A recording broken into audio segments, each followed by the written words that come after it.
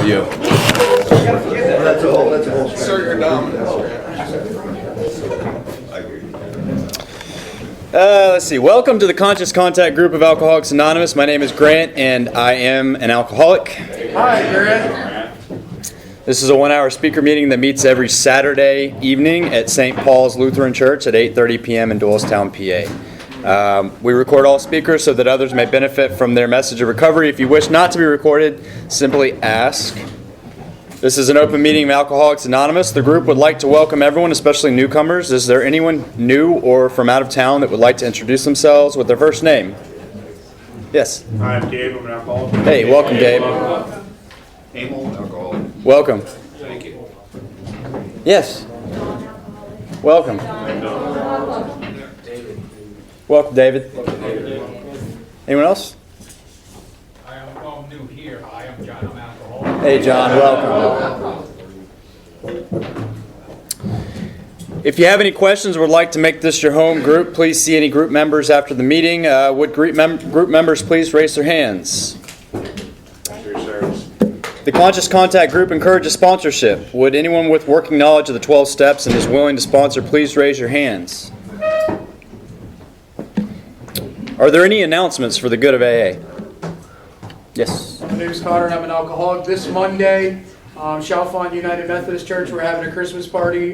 Starts at 5:30, runs till about 9:30. And we have 4 speakers, 2 female and 2 male. So there will be food, fellowship, and fun. All are welcome. What group is that? Thanks. Yes. Yeah, a rich alcoholic. Hey, Rich. Hey, Rich. So we're having an alcothon on Christmas Eve and Christmas Day. I'll have flyers here next week with the details, but right down the road in the river, okay? Great. Thanks, Rich. Thank you. Thanks. Anyone else? We have meeting lists and big books on easy terms. Please see me or any home group member after the meeting. If you cannot afford a big book, the Conscious Contact Group will give you one at no charge. Anyone willing to make donations for the purchase of big books to help those who can't afford them can put donations in the jar on the table marked Big Book Donations. If you would like a CD of any speaker, past or present, see me after the meeting. They are available free of charge as well. We always need help, so if you'd like to get involved with this meeting and group, please see me or Ron after the meeting. This is the AA preamble. Alcoholics Anonymous is a fellowship of men and women who share their experience, strength, and hope with each other that they may solve their common problem and help others to recover from alcoholism. The only requirement for membership is a desire to stop drinking. There are no dues or fees for AA membership. We are self-supporting through our own contributions. AA is not allied with any sect, denomination, politics, organization, or institution, does not wish to engage in any controversy, neither endorses nor opposes any causes. Our primary purpose is to stay sober and to help other alcoholics to achieve sobriety. I've asked my friend Anthony to come up and read the AA 12 Steps of Recovery. Good evening, everyone. My name is Anthony. I'm an alcoholic. Here are the 12 Steps of Alcoholics Anonymous. 1. We admitted we were powerless over alcohol, that our lives had become unmanageable. 2. Came to believe that a power greater than ourselves can restore us to sanity. 3. Made a decision to turn our will and our lives over to the care of God as we understood Him. 4. Made a searching and fearless moral inventory of ourselves. 5. Admitted to God, to ourselves, and to another human being the exact nature of our wrongs. 6. We're entirely ready to have God remove all these defects of character. 7. Humbly asked Him to remove our shortcomings. 8. Made a list of all persons we had harmed and became willing to make amends to them all. 9. Made direct amends to such people wherever possible, except when to do so would injure them or others. 10. Continue to take personal inventory, and when we were wrong, promptly admitted it. 11. Sought through prayer and meditation to improve our conscious contact with God, as we understood Him, praying only for the knowledge of His will for us and the power to carry that out. 12. Having had a spiritual awakening as a result of these steps, we try to carry this message to alcoholics and to practice these principles in all our affairs. Thank you.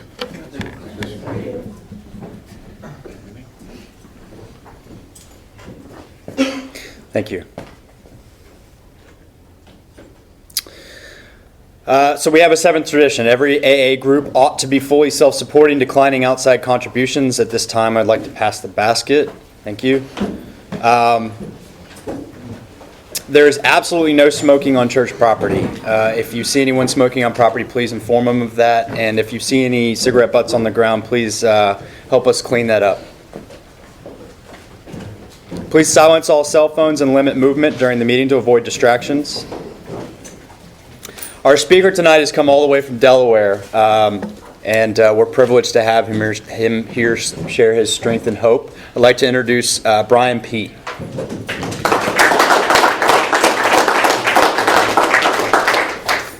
So my name's Brian. I'm an alcoholic. Hey, Brian. My sponsor told me that when I speak that I have one purpose. And it is to say what it used to be like, what happened, and what it's like now. But that's sort of just the mechanism of what I'm supposed to do. My only purpose, really, when I get up here, or when I go to an AA meeting, when I stick my hand out to the new alcoholic or to anybody, is to deliver a message of hope. So if I get that out of the way first, then I know I didn't screw it up. So the purpose of these meetings, which I didn't understand for a long time when I was in the rooms, the purpose of this meeting and the purpose of any AA meeting, in my humble opinion, is so that somebody can walk in off the street that doesn't have a solution, that's desperate, that's tried everything else, that's either going to drink or blow their head off. They can come here and they can find a group of people that found a way out and hear a clear message, a consistent message every time that they can get out too. That's what I believe that what Bill and Bob and the people that came before Bill and Bob meant for us to happen every time when we come here. I think that does happen, but my ears don't always hear it when I go to meetings. And it's not my job to judge like the benefit or if that was a great meeting or a horrible meeting. It's my job to make sure that if I see an alcoholic that they know that there's a way out. Whether they take that way out or not, I have no bearing on that. My sponsor says over and over again that he's not in the results business. I'm not in the results business either, but I am in the business of making sure that a clear message of hope is available to people as I try and give it. I have no control over what you guys hear from me tonight. Sometimes when I speak, I see like one head nodding, and I think I'm here with the guy or the girl, and then I go talk to them after, and they're like, "Oh, you know what? When you said this," and I was like, "I never said that." And then they're like, "Oh, I really connected you when you were talking about this," and I'm like, "I don't know what you were listening to, but that's not what I said." So anyway, my purpose is to deliver a clear message of hope, and that's hopefully what I'm going to do. So if you really don't hear anything about what I talk about tonight, know that if you have a feeling in the pit of your stomach that used to be fixed by alcohol or drugs or by sex or by gambling or by anything else you put in your body to make that feeling go away, if you have something gnawing at your soul telling you that there's something desperately wrong with you, that you're never going to fix it, it's never going to go away, it's always going to be there no matter what you do, if you have that feeling or you have that memory of that feeling, then you're like me. And I choose to call myself an alcoholic today because that's the easiest way to do it. And the easiest way to get rid of it is by going through these steps to get what we're supposed to get. And when Anthony, I think, read the 12 steps, Anthony, right? With the 12 steps, I'll give you my qualifier in a minute. But 12 years sober, I can honestly tell you, 12 years without a drink, in these rooms, consistently, going to meetings a lot, going through the steps a lot, I honestly read the 12th step wrong every time somebody asked me to read it. And it's a single word that I listen, sometimes I tune out and I hear all the steps, but usually I always listen to the 12th step, how the person reading it reads the 12th step. And for me, that it gives an inkling if that person has had the same experience I've had through somebody else. And it reads like having had a spiritual awakening as the result of the steps. Like that's the whole purpose. It's not to stop drinking. If I were to stop drinking, then it'd be up in like 1, 2, 3, or 4, somewhere like that. But the purpose of the steps, it tells me what the steps are for, right? At the 12th step, it says having had a spiritual awakening as the result of the steps. So if I go through the steps with somebody that's been through it, that has an experience, and I get to have a spiritual awakening. That's my experience. That's what happened to me when I finally went through the steps with somebody that had a spiritual experience to give me. And I'd say that's consistently happened every time I take somebody else through the steps too. Again, whether they stay sober or not, it's not really my business. Maybe they're not meant to stay sober, but all of them have a spiritual awakening. They talk about it and they feel it. And that feeling of that gnawing feeling that I had in my soul is gone. And at least for a period of time, that gnawing is gone in those people too. And then what we do with it is after that. It's kind of between us and God. So anyway, I'm an alcoholic. My name's Brian. My sobriety date is December 5th, 1993. And I have a sponsor. I take guys through the steps, and I have a home group. That lets you know that I'm not just some Joe Schmo off the street. And the only purpose for an anniversary is to show you that I didn't drink yesterday or the day before. This past December 5th came and went without me realizing it. I don't acknowledge my anniversary in my home group. I don't acknowledge it to my sponsors and my sponsees because I don't think it really helps. When I'm working one-on-one with somebody else, after about 6 months or a year or 5 years, that number becomes totally meaningless. And I'll tell you what it used to be like, what happened again, and then what it's like now. But 12 years sober, I had 12 years sober, but I was an infant in AA, and I'm still an infant in AA. But 12 years sober, I was sitting in a Costco parking lot, seriously contemplating whether or not I should go get a gun and blow my head off. I hadn't had a drink, a drug, a cigarette, or used. I'd used a lot of other things to try and make that feeling go away, including AA, and it never really went away. And the reason was I was kind of hanging out in these meetings, I was hanging out in these rooms, I was drinking your coffee, I was reading your steps, I was sort of involved in the periphery, but I didn't really understand where this program came from. I didn't understand the 12th step. I didn't understand what my problem was, and I didn't understand what the solution you guys were offering was either. It's embarrassing on some level to tell you that I was around for 12 years and I never really got it. I didn't understand. In another respect, I'm really glad that happened because it allowed me to reach out to a guy that I think had about 4 years at the time. Definitely didn't have like what I wanted on the outside. He was, I think, 5 or 6 years younger than me, which wasn't common. I'm not a young guy anymore, but I walk up to him after a meeting because I seen him at a couple of meetings. He looked happy, joyous, and free. He looked like something I wanted, and I said, you know what? I got 12 years sober and I want to kill myself. Can you help me? And he said he'd be honored. And since that day, I haven't wanted to kill myself. I haven't wanted to put a gun in my mouth or to my head. I haven't wanted to veer off on 95 and run right into the embankment. All the fantasies that I created in my head, that for me it was the last thing to try to make that feeling go away. And if I keep harping on that, it's because that's what I walked around with from when I was a kid until the first day I drank. I walked around with this feeling inside of me that there was something that was terribly wrong with me that I couldn't really tell anybody about, that I couldn't make go away consistently, that you couldn't possibly understand. And if I told you about it, then there's no way in hell you're going to talk to me again. And for me, that's alcoholism. That's the root of my alcoholism. When I walked in this room and at 12 years sober, I couldn't have articulated that. And who knows, maybe next month or next year I'll articulate it differently. But that's really what it is. If I didn't have that feeling inside of myself, I never would have picked up the alcohol, and I never would have picked up the drink every time after that, trying to get that feeling to go away. But it worked, and I kept doing it. And now this works, so I keep doing this. So what it used to be like, so again, the message of hope. If you have that feeling, if you feel like you've tried everything, if you've been in these rooms for X amount of years or days or weeks, and you feel like you're not getting that feeling is still there when you put your head down at night. You feel like you can't fall asleep and your mind's racing and you're solving all these world problems and creating all these world problems and having all these like arguments with other people in your head and like trying to fix it. And if you can never really quite get it, like you almost get it and then it just slips away and then you're back to square one, digging yourself out again. That's my experience. That's what happened to me. So if you're in these rooms and that's happening to you, my guess is, and it's just a guess, and I'm not an AA spokesperson by any means, my guess is you haven't gotten what Bill and Bob and the people that came before Bill and Bob meant for you to have. because it's not rocket science. Like there's no like admission fee. You don't have to earn your seat. You don't have to do any of that stuff, in my opinion.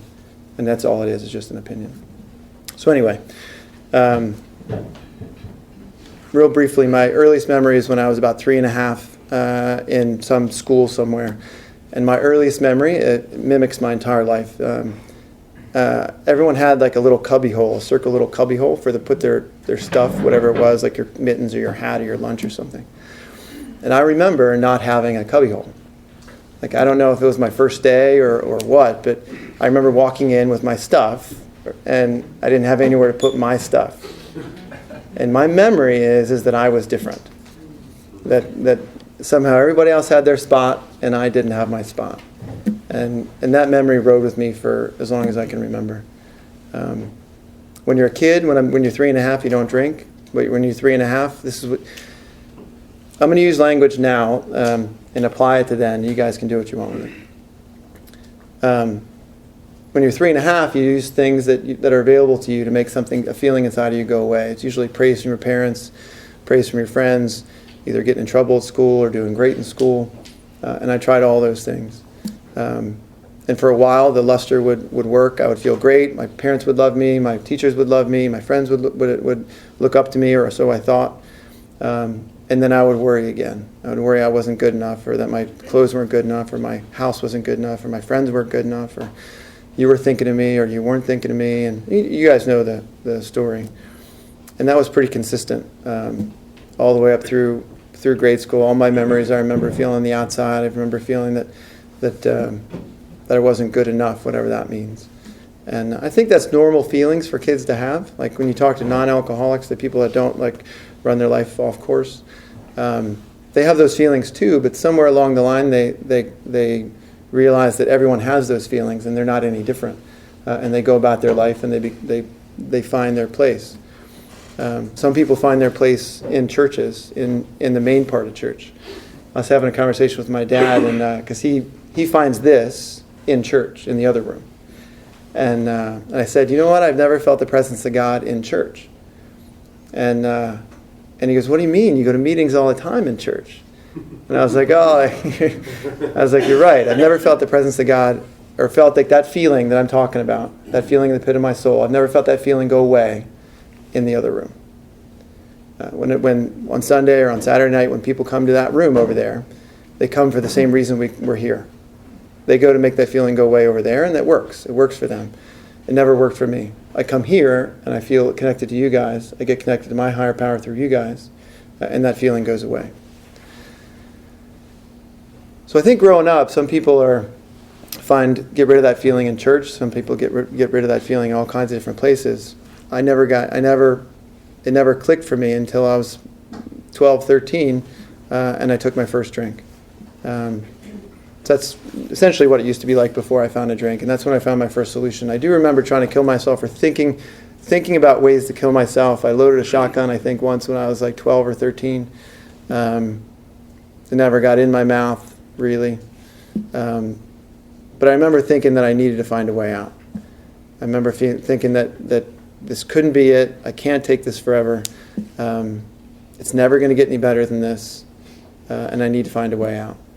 And at 12 or 13, my older brother, who's also in the rooms now, took me to a party, and I took a drink, and I did get that white light experience for the first time then. I could breathe. I could look at people in the eyes. But that really wasn't all that important to me. Like fitting in with you guys wasn't terribly important to me, but making that feeling inside of me go away was extremely important to me. And that feeling went away almost immediately. I got sick, I threw up, and when I woke up the next morning, still at the place where we were, I remember thinking like wow. And it sort of happened like what happens for some of you, I imagine, when you leave here, hopefully. When you leave here, is if you walked in here with that feeling that I'm talking about, in the pit of your stomach, that something's wrong with you, that there is no hope, usually for the first 12 years, I would leave a meeting, and somewhere between here and my house, I would get relief. Like I would feel hopeful. I would feel like, you know what, I'm not the only person that feels this way, that maybe it'll get better. and then I'd walk in my house, and then I would go back to doing, like, my mind would begin again. And that happened for me right after I took a drink. The next morning, I felt good. I felt like this was great. I found a way out. I can breathe again. And then slowly the rest of that day went by, and I was like, you know what? I got to do that again. And everything else fell away. Everything else that I had tried in the past fell away. The respect of my parents, the respect of my peers, the respect of anyone that was in my life that I used to use to feel better fell away. Another friend of mine says that in his addiction and in recovery, he was a taker of things and a user of people. And I fit that description. I can very easily fit that description in my addiction and feel okay about it. I can fit that description in recovery, and I can feel not okay about it. Because sometimes, if I'm not spiritually full, my default mechanism is to fill that hole with something. And I grab whatever's closest. And sometimes people get put in there, and it doesn't feel right. And God lets me know, and I let them out. And then I put God back in there when I'm supposed to.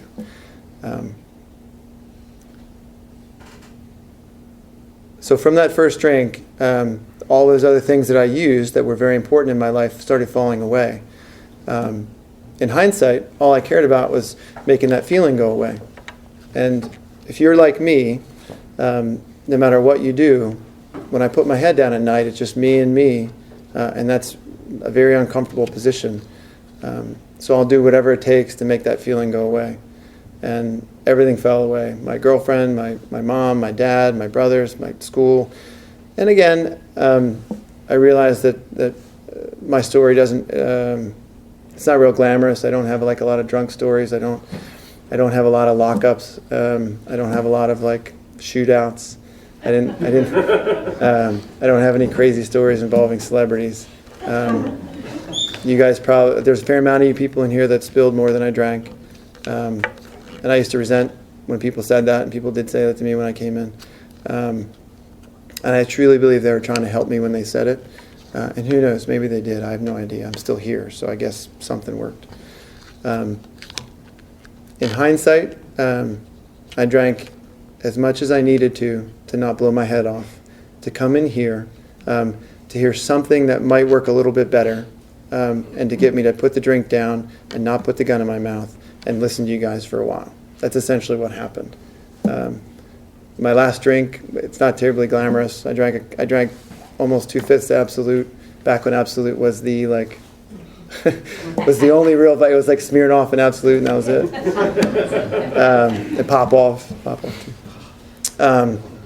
So I had some money that night as a 16-year-old, and I drank 2/5 of Absolute minus a couple of shots from my girlfriend at the time, and got caught at some dance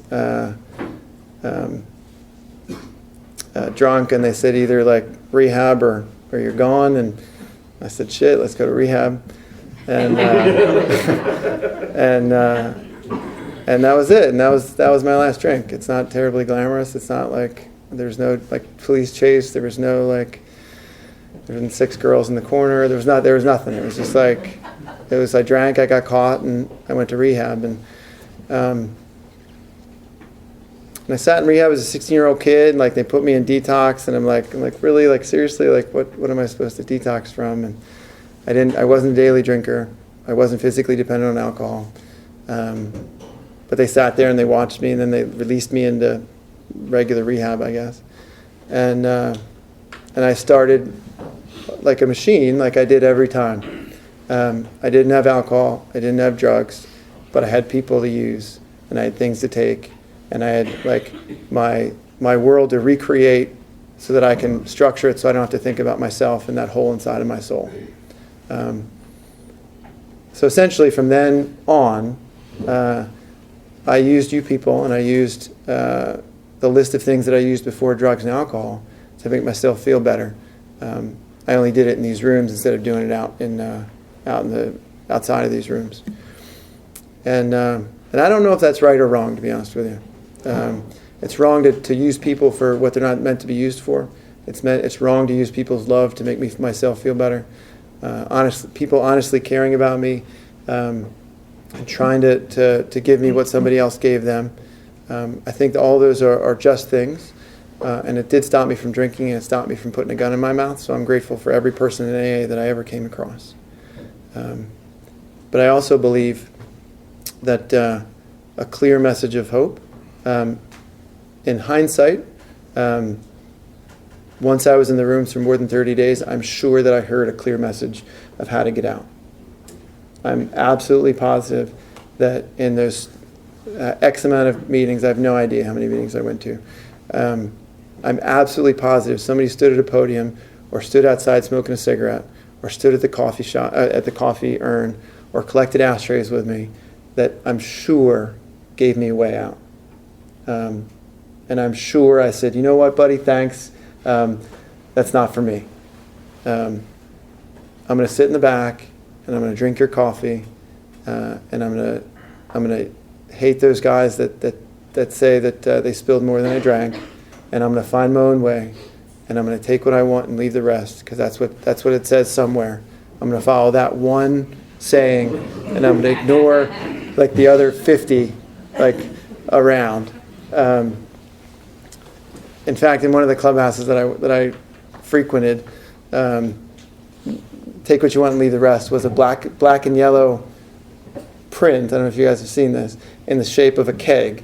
There's like an outline, and it's a perfect like keg.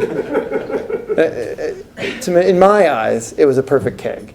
In reality, it was probably a yellow line around a saying. But I saw like a keg that said, "Take what you want and leave the rest." And I was like, you know what? That big book and those steps and I think I'm okay. Like, they tell me all I got to do is come to meetings and I'll be okay. That's the message that I heard. That's the message that is available. And if you come to meetings and you go home and you're okay, then by all means keep coming back and keep doing that. Keep doing exactly what you do, because it's better than before. And that's the message that I didn't have when I finally really got what I believe what I was supposed to get. And I carried the torch for a while, and I banged on tables, and I said, you're doing it wrong, and you know what? I don't know. I'm not an AA guru, and I really have no answers. All I know is how I got out. I know what I experienced as I was going through, and maybe it's right, maybe it's wrong. But what I do know is that I heard a clear message of hope in the first 30 days that I was in the rooms, and I actively chose not to take it because the pain wasn't great enough. And there was still a whole laundry list of things that I hadn't used to make myself feel better, and I needed to try them all. I needed to try actively using women to make myself feel better. I needed to actively try gambling to make myself feel better. I needed to try education to make myself feel better. I had to try money to make myself. I mean, the list goes on. I mean, I can say anything that you can possibly use to make myself feel better, and I used it. I mean, I used like therapy to feel better. I used like driving to feel better. I mean, everything. I use things for what they're not intended to be used for. All of the things in this world have their place. I just don't know how to use them. So I bounced from sponsor to sponsor, and I went through the steps, start to finish, probably 8 times, 9 times maybe, from 1 to 12, as outlined in the big book that I thought, the guy that was taking me through the steps, and I only went through the steps as men because that's what they told me in the room. And it never even occurred to me that how the first woman got sober. Like how could that happen if there's no woman to get her sober? Then and it never even occurred to me that something happened before Bill and Bob came by. It never even occurred to me that Abby Thatcher had to have some experience from someone somewhere to pass along to Bill and Bob. It never even occurred to me, because I was too concerned with taking what I want and leave the rest.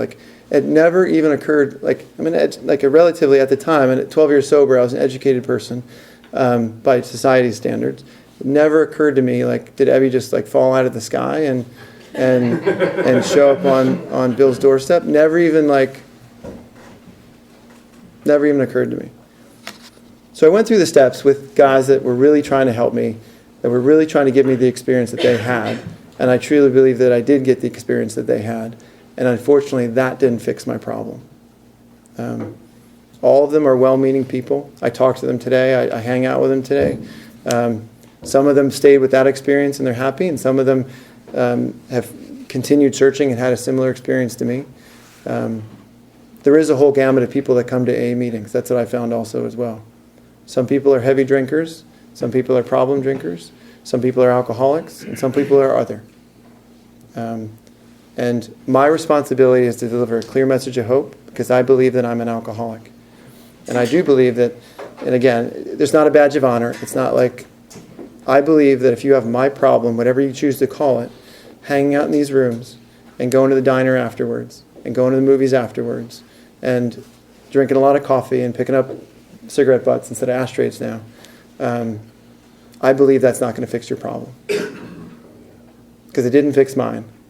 And I really honestly believe that if I didn't reach my hand out and ask that kid, that, if you guys know him, Danny is his name. From the outside, it doesn't look like he has an experience, I'll say that. From the inside, he definitely has an experience that he passed along to me. And he's also proof that the messenger really has no bearing on the message, in my eyes. If I didn't reach my hand out for help to that guy at that time, at that day, when God gave me the willingness, I honestly believe that I'd be dead right now, by my own hand, because I couldn't hold my breath any longer. And that's what I was doing in the rooms, and I see a lot of other people doing that. I can hold my breath for a long time, a week, a month, a year, but eventually I have to take a breath, and I can't white knuckle it anymore. So that's what happened. So I drank for a purpose I couldn't articulate when I drank. I drank for a purpose I couldn't articulate when I stopped drinking. I hung out in these rooms. You people called me. You gave me a list of things, and I said, okay, I fit that. I'm probably an alcoholic. I was 16. If you're 16 and you tell people you're a recovering alcoholic, that's essentially like a free pass to do whatever that you want. And I did. I got kicked out of 2 high schools after I got sober. I had to go to day school and night school in order to graduate, sober, allegedly. I made a lot of bad choices. I hurt a lot of people because I was an active alcoholic with that feeling inside of myself, running rampant across the world, trying to find something that would quiet down that gnawing feeling that something was wrong with me. And I made a list. I made this subconscious list. I don't know if you guys do this. But I made this list, not even subconscious, it was actually really conscious. I made this list of things that were going to make me feel better.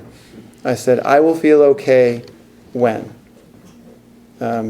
In the rooms you hear about it, like this, I haven't heard it for a while because I don't go to those meetings, but that you get, like, it takes a year to find marbles or 5 years to get them or use them or understand how to use them or something, whatever. So it's always like, if you have 5 years, then it's 10 years and you're going to feel better.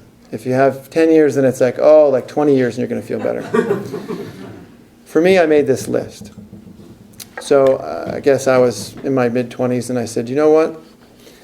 And I would pick these unattainable things so that when I didn't get them, I was like, that's why I don't feel better, is because I don't have that.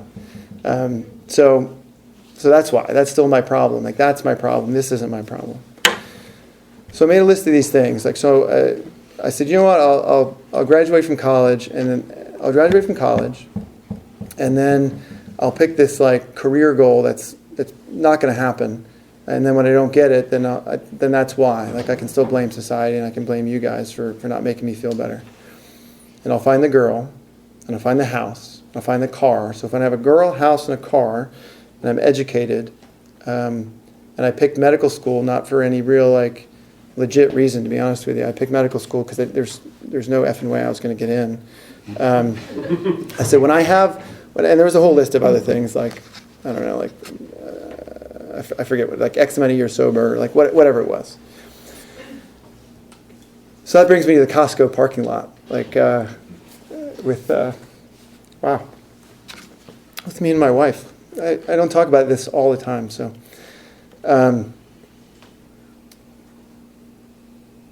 So we were sitting at Costco of all places, because of course you can find whatever you need to be happy at Costco.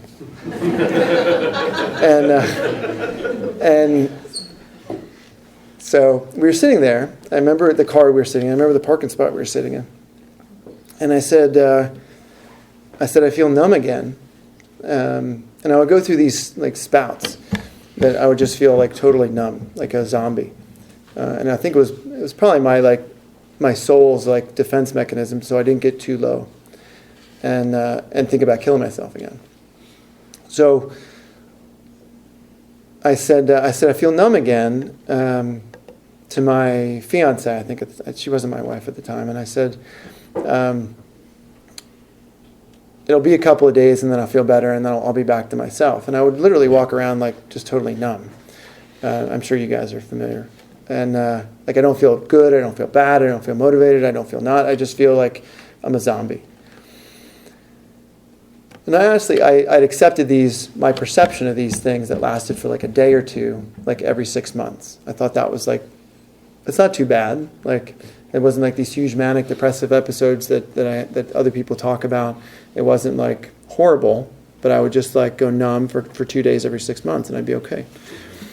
And my wife said, well, she said, it's been like 2 weeks now. And they don't happen every 6 months. They happen like every other month at least. And sometimes you're not just numb. Like, she goes, you're really like you're really out there. She said, I love you, but like what you see is not what's actually happening, essentially is what she said. And instead of me like kicking her out of the car or getting pissed off, or saying like, oh, you're crazy, you know what I mean? Instead of like at that second, I said, you're right. I've been thinking about killing myself again. I should be happy right now, and I'm not, and I don't know why. And she's not alcoholic. She's a regular person. When I say she's a regular person, she's connected to God in her own way. And I said, I'm supposed to be happy.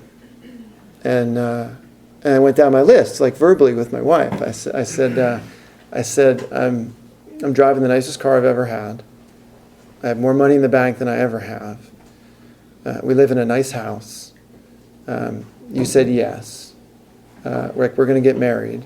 And I got into medical school. I got into medical school maybe a couple months before that.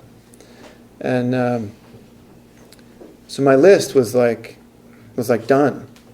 I said, I've been through the steps 8 times, 10 times, or whatever it was, and then so it's 8 or 10 times completely through, and then another 15 half, like I'm going to do it again this time, and then I trail off after 4. So I said I got nothing, and I said I've tried everything. Apparently I'm not just an alcoholic. I'm alcoholic and I'm something else. I don't know if any of you guys have ever said that, but I did, and it turns out I'm not. I'm just an alcoholic. Maybe you're different. I have no idea. Probably not.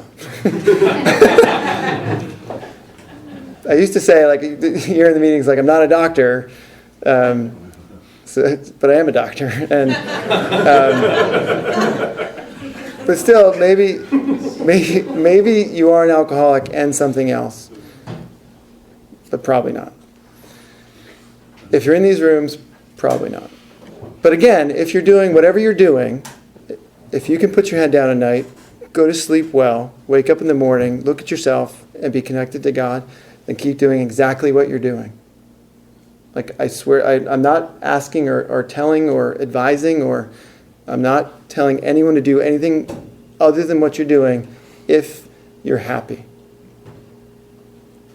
If you're not, then maybe there's something else in the rooms that the rooms have to offer that maybe you haven't gotten to yet. And that's the message of hope that I needed, that Danny gave me, that I try and give when I speak, or when I'm outside, or I'm at the coffee shop, or when I'm at the gas station, or when I'm at the supermarket, or wherever I am. That's the message I try and give. Because I truly believe that other people, life people, non-people, people that didn't pick up a drink to fix that problem, walk around with the same problem we have. The thing that binds us together in this room is that alcohol worked for us for X amount of time, and then it stopped, or the social ramifications of alcohol were too great, to fix the problem anymore. And then we came here. That's what I believe. So anyway, we're sitting at Costco, and I run down my list, and she said, "What are you going to do?" And I was like, "I don't know what I'm going to do." And I said, "Okay, I'm going to commit to two things. I'm going to go back to therapy again, 12 years sober. I'm going to go." I said, "The only two things I know that I can do," and in my mind there was a third, which was blowing my head off. That was always like the backup plan. It's a pretty solid backup plan, I think. That's my best thinking. I was going to go back to therapy to the guy that had helped me out before, that I think honestly did what he could with what I gave him. And I'm going to go back to new meetings and find somebody new that can help me. And I'm going to try it again. I went and saw the psychiatrist or the psychologist, and he said, I don't think I can help you. I can put a bunch of diagnoses on you, and you meet criteria for everything, and I can tell you I've looked at all the psych diagnoses, and I meet 90% of those criteria. So if I really want to put a name on this, there's plenty of them in a book that I can put a name on. The problem is that treatment for those things that I put names on don't work for this thing that's in here. And that's really my problem. That happens to come out up here. And I'm going to go back to the room. So I went to a new group of meetings that I'd never been to before. And I heard this guy talk. I didn't hear his story, which was kind of interesting, because I don't really understand, and I don't go to a lot of open discussion meetings, so I don't know. Okay. So I don't know where the spark was. I don't recall, and maybe that was part of God just directing me, because I didn't hear a story until maybe 5 years after I asked him to be my sponsor. But he was younger than me, had less time than me, was not a pillar of the community, and I asked him to take me through the steps, and he said I'd be honored, and then he said three things to me. And these same three things, I'm not going to go through the steps, so don't worry.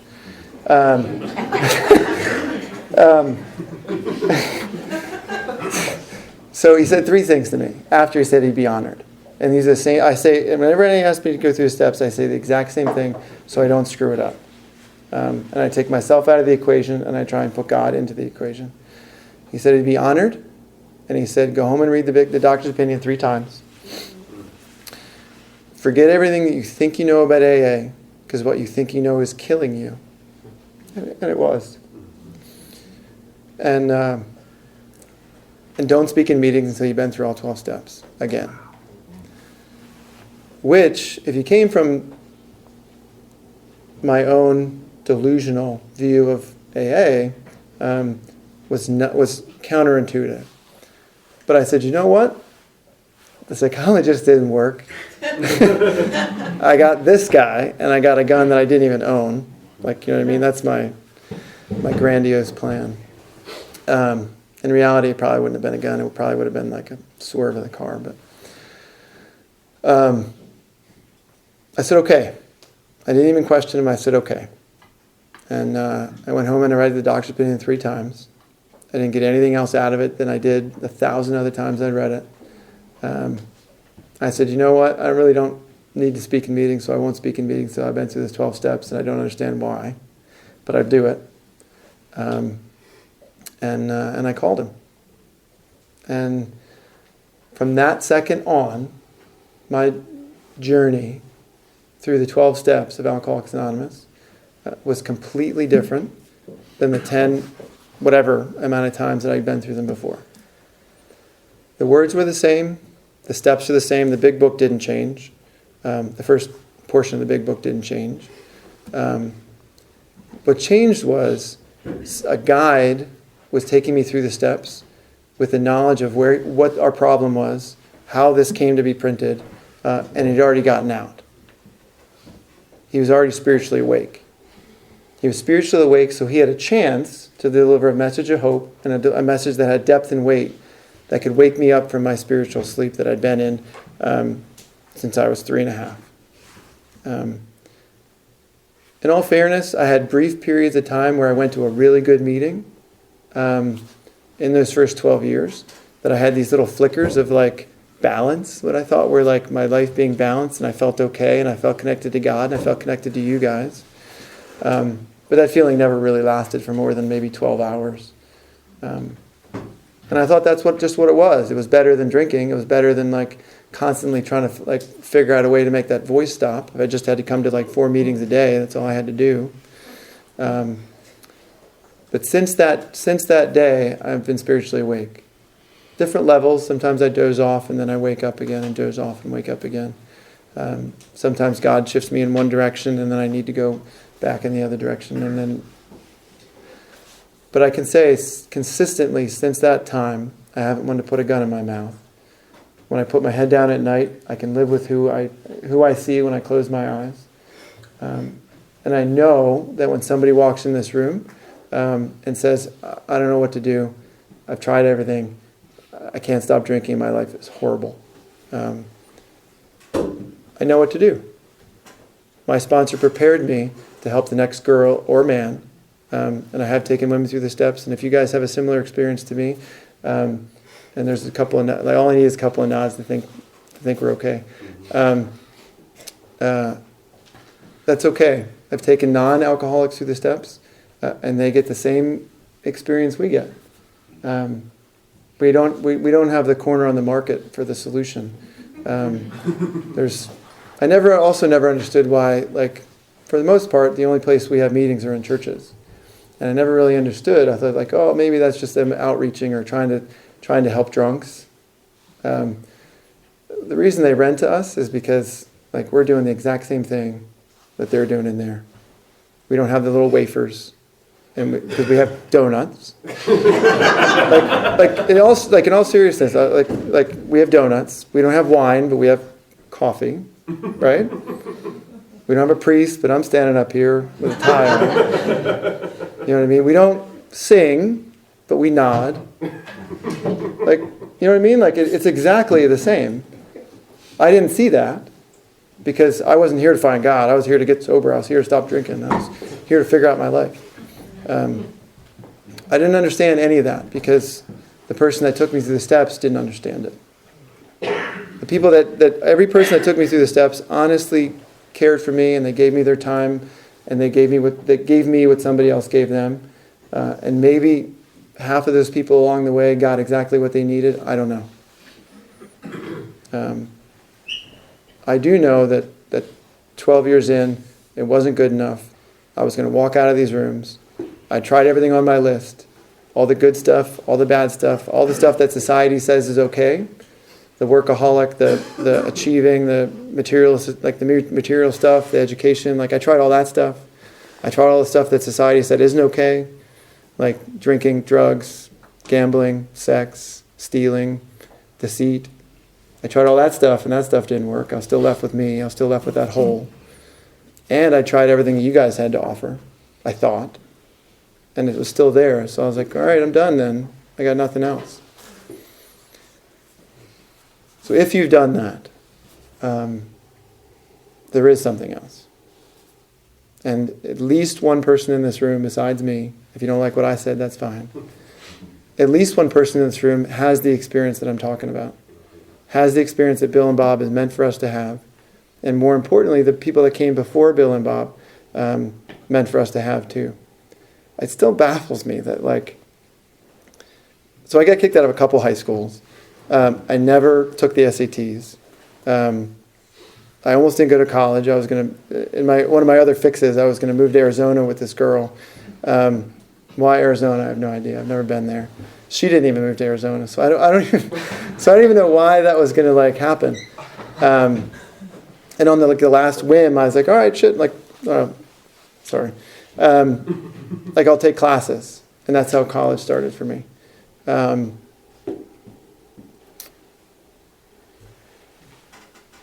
forget where I was going with that. But I tried everything else, and it didn't work.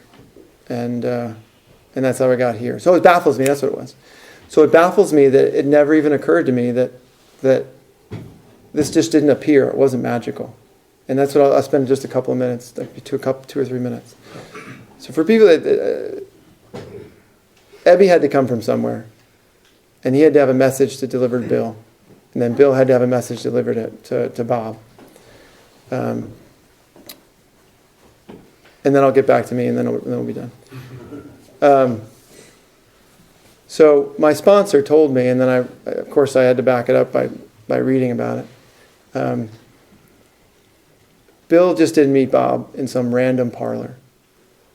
That was orchestrated by people that had this experience, that were giving it to people that were not alcoholics, trying to help people find God. That's it. I think Bill wanted the word God in the big book, and they decided to take it out and put higher power. So at least a quarter of the people in the room know like the history of AA before AA. AA could not exist without the people that came before AA. And the reason we have coffee, and the reason we have donuts, and the reason it's free is very similar to the people that came before AA, how they used to carry the message to alcoholics, carry the message to non-alcoholics in the middle of China, in the middle of like Oxford, in the middle of Africa. They were just trying to carry a message of hope, a message of God to people. So they would feed them, they would bring them in on Sunday, Saturday, Tuesday, Friday morning. They give them a meal, they give them something to drink, and while they were eating, they would give them a message of God. They would give a message of the Bible or whatever word you want to insert there. So that's why good meetings have donuts. That's why almost every meeting has coffee, and that's why we don't charge for it. It's because the people that brought it to Bill and Bob, that's what they did. If I didn't understand like what they were trying to carry to Ebby, and if what Ebby was trying to carry to Bill, if I didn't understand that, then even going through these steps, I probably didn't have a good shot at getting whatever they got. In hindsight, that seems pretty obvious to me. When I was doing it, I had no idea. But it was there. The history's there. Even if you're not a history buff, it doesn't really matter. You still have to figure. I needed to know the purpose of going through the steps. So that's what my sponsor did for me. Before we even went through the steps, he said, you know what? This is where we came from, and this is where we're going, and we're going to see if these steps get you there. And it did. So just to, I guess some people want to know, sometimes it's interesting, sometimes it's not. So after Costco, and after I went through the steps again, I became spiritually awake, and my wife doesn't understand it. So all she knows is she sees a fire in me, and I'm a better husband, and I'm a better father when I come home from meetings, and when I come home from helping another alcoholic than when I left. And for her, that's all she needs. She doesn't tell me to go to meetings. She doesn't tell me that I'm disconnected from God. But she tells me I'm not a nice person. And she goes, you're not as good of a father as you were yesterday. She knows the right words to tell me in order to say, you know what, I'm probably a little more spiritually asleep than I was yesterday. I need to take action. I need to do what my sponsor told me in very simple, concrete steps in order to get spiritually awake again. And then I'm a better father. I'm a better husband. She miraculously becomes a better wife. And my kids miraculously become better kids. I do believe that that God meant for me to spend those 12 years, I think, in the rooms of AA, sort of hanging out, I think. I really don't know. Maybe those people that helped me needed to help me. Maybe I needed to hang out with people in the rooms and not have a solution. I have no idea. But I know I have one now, and I know what my purpose is now.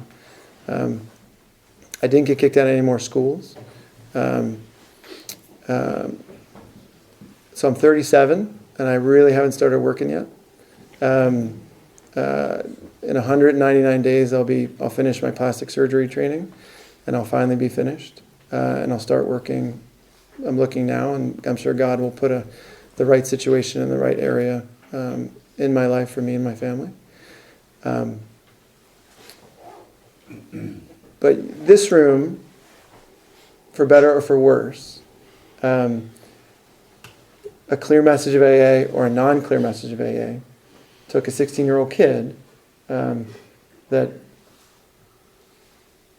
didn't know right from wrong, didn't know good from bad, didn't know God from not. And you guys allowed me to hang out here, and you never told me to go away, no matter what I did. You allowed me to hang out in here long enough for me to hear a message and get a message and could become spiritually awake. To become a relatively good husband, a relatively good father, and then to make it through medical school, and then surgery training, and then plastic surgery training, so that I can help people in a different context than here. I get the privilege of interacting with a lot of different people, some happy, some not happy, some in pain, some not in pain. And I get to help them and help their soul at work, and that feels pretty interesting, and that feels pretty awesome, and I feel like I'm doing God's work there. But oddly enough, I don't get the same connection to God doing that as I get in here. And that's what my sponsor told me. My sponsor told me that regardless of, once you become spiritually awake, once he became spiritually awake, regardless of what he did outside of the rooms of AA, he can touch people's lives, he can take people through the steps that are not alcoholics, and they can become spiritually awake and find God, and then help other people that are also not alcoholics. This chain or this kind of ripple can go outside these rooms. But the mystery, one of the last mysteries in this, because again, it's not rocket science. It's not like there is no shroud of mystery in AA and the steps and how these meetings work. I don't believe there is.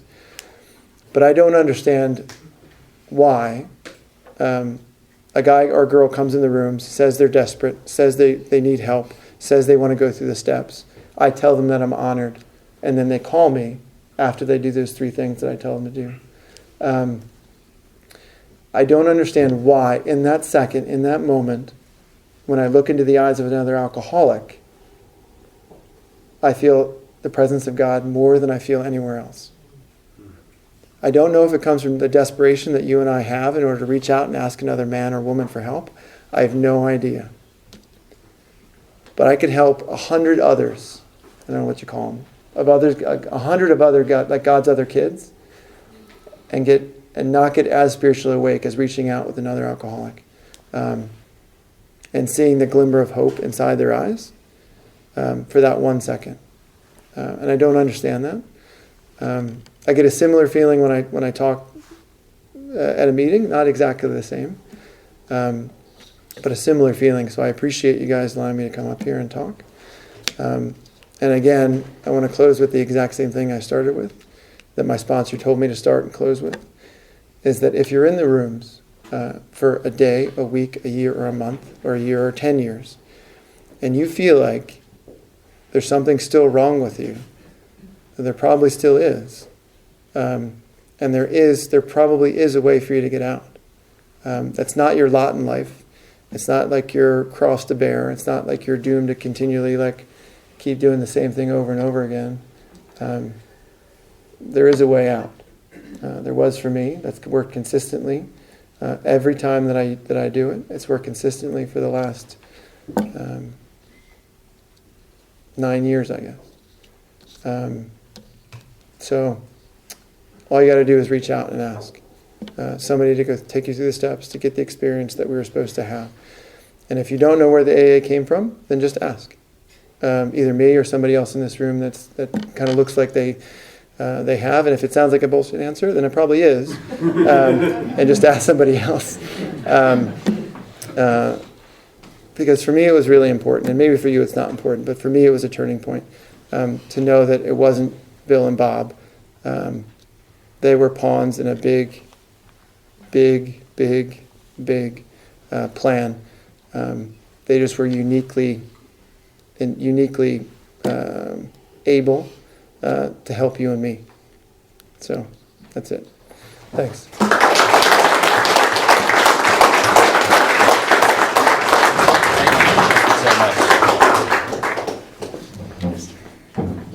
Wow, time really flies with a great speaker. Unfortunately, we are out of time. Please join me in thanking Brian again. That was very important.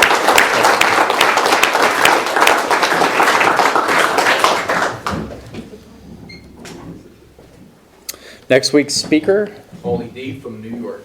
Thank you, Brian. I'd like to thank everyone for coming out. At this time, I'd like to invite all who would care to join us in closing with the Lord's Prayer in place.